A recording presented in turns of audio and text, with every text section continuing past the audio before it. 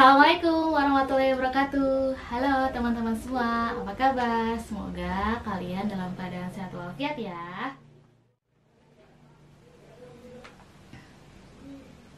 Pada kesempatan kali ini, Bu Ai ingin menjelaskan materi kelas 9 di bab pertama, yaitu seni lukis.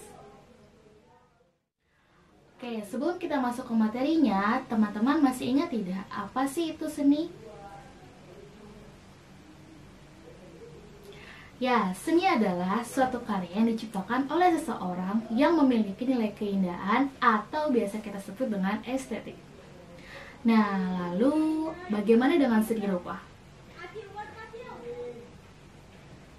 Ya, seni rupa adalah seni yang di dalamnya terdapat beberapa unsur seperti garis, tekstur, warna, gelap terang, dan lain-lain.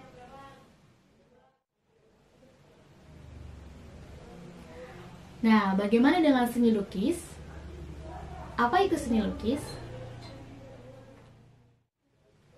Seni lukis adalah kegiatan gambar penggambar di media dua dimensi. Kalian tahu nggak sih apa itu dua dimensi? Dua dimensi adalah media yang hanya memiliki panjang dan juga lebar. Berbeda dengan tiga dimensi. Kalau tiga dimensi, dia mempunyai panjang, lebar, tinggi, dan juga volume. Berikutnya, unsur dalam seni lukis. Unsur seni lukis hampir sama dengan unsur seni rupa, yaitu ada titik, ada garis, ada bidang, ada bentuk, ada tekstur, ada warna, gelap terang, dan lain-lain. Nah, kalian ingat ya. Lalu ada prinsip seni lukis. Prinsip seni lukis di sini ada banyak sekali, ada komposisi, ada proporsi, ada keseimbangan, ada kesatuan. Tapi biasanya yang Bu Ai fokuskan di sini hanya komposisi, proporsi, dan juga keseimbangan. Dan ditambah satu, yaitu ada tema di sini. Komposisi itu apa sih Bu Ai? Komposisi itu lebih ke bagian isi. Jadi gini, suatu kesatuan, jadi yang bagian penyusunnya. Jadi kalau misalnya kalian melukis, komposisinya di dalamnya seperti apa, dari mulai gambarnya, terus warnanya, ada yang apa ya, kita mungkin bisa fokus melihatnya. Kalau komposisi ini menarik gak sih lukisannya, kita bisa lihat kalau misalnya lukisan ini menarik, berarti komposisinya ini bagus. Nah, lalu berikutnya adalah proporsi. Proporsi ini lebih perbandingan antara bagian yang satu dengan bagian yang lain. Lebih ke realnya gitu. Mungkin gak sih ketika kita melukis bahwa botol itu lebih besar daripada gelas yang kecil, benar nggak? Nah, ketika kita melukis harus seperti itu. Jangan sampai gelasnya besar sekali tapi botolnya jadi kecil sekali. Berarti kan perbandingannya tidak sesuai ya. Itu masuknya ke proporsi. Nah, lalu berikutnya ada keseimbangan. Keseimbangan ini kan penting banget ya di dalam seni lukis, karena ini menjadi satu keselarasan. Di dalam keseimbangan ini kita bisa lihat apakah ini seimbang atau tidak, yaitu dibagi menjadi dua, yaitu ada asimetris dan juga simetris. Asimetris ini bisa kita lihat dari ketika kita lihat lukisan, ketika lukisannya dibelah dua gitu ya, kita ambil garis tengahnya, apakah kanan kirinya sama? Kalau berbeda berarti asimetris. Nah, kalau simetris, ketika lukisannya kita belah menjadi dua, maka bagian kanan dan kirinya itu sama gitu. Kita ambil contoh ya. Nah, misalnya teko ini, kita lihat ya, misalnya kalian gambar teko ini, ketika kita ambil garis tengah, nah kanan kirinya berbeda atau sama? Berbeda ya, berarti ini merupakan asimetris gitu. Simpel kan?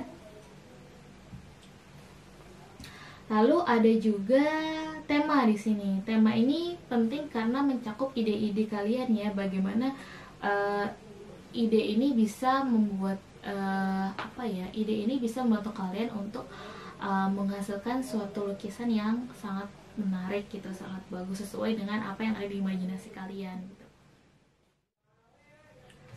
Berikutnya adalah alat dan bahan melukis. Apa saja ya alat dan bahan melukis? Yang pertama adalah kuasnya, medianya ya, kanvasnya. Terus habis itu kalian menggunakan apa nih pewarnanya, cat apa? Apakah cat air, cat akrilik, ataukah cat minyak gitu. Lalu yang paling penting adalah palet. Berikutnya adalah teknik melukis. Di dalam bab pertama ini, teknik melukis ini dibagi menjadi 5. Apa saja? Yang pertama adalah teknik akuarel, kedua adalah teknik plakat, ketiga adalah teknik pointillis, yang keempat adalah teknik spray, yang kelima adalah teknik tempera. Oke, apa aja sih perbedaan-perbedaan dari 5 teknik ini? Mari kita lihat. Yang pertama adalah akuarel. Jadi akuarel ini merupakan teknik melukis di mana kita menggunakan cat air tapi tipis-tipis saja, jadi hasilnya hanya transparan. Maka disebutnya akuarel.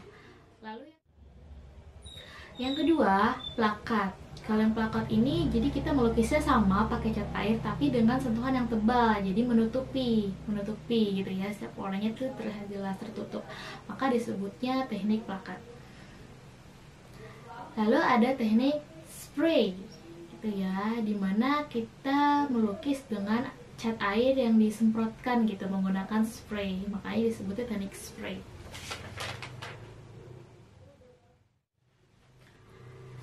Lalu yang keempat adalah pointillis gitu ya. Pointillis ini kita menggunakan titik-titik, jadi melukisnya dengan titik-titik gitu, dari satuan titik-titik terus makin banyak, pokoknya dari gabungan titik-titik itu kita melukis ya. Lalu yang kelima adalah tempera, dimana kita melukis pada tembok, jadi hasilnya seperti arsitek-arsitek yang ada yang di tembok-tembok itu. Nah itu dia menggunakan teknik tempera dalam melukisnya gitu, jadi khusus. Nah, lalu berikutnya adalah prosedur melukis, atau biasanya kita tahunya dengan langkah-langkahnya apa aja sih gitu. Yang pertama pasti menyiapkan bahan dan alatnya dulu ya. Lalu kedua kita masuk ke idenya gitu, atau gagasannya kita mau melukis apa. Lalu yang ketiga, setelah kita sudah tahu mau melukis apa, kita membuat sketsanya. Lalu mulailah dengan pewarnaan gitu. Oke. Sesuai dengan teknik yang kalian inginkan.